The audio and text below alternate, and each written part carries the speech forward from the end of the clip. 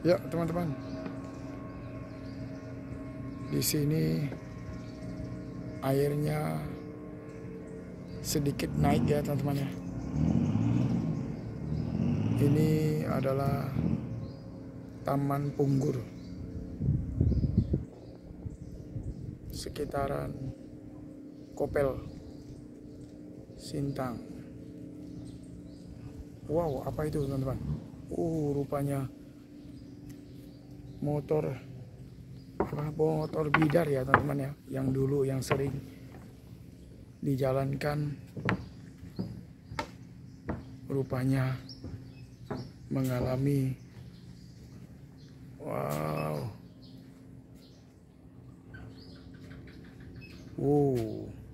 rupanya kapalnya sudah hampir tenggelam, teman-teman.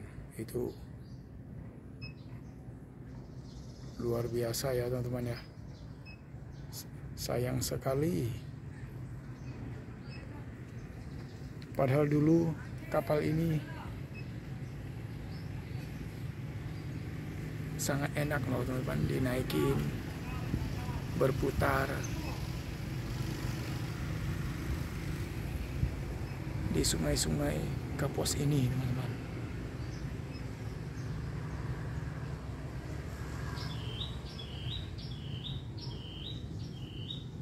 Tapi kini sudah hampir tenggelam kapalnya, teman-teman.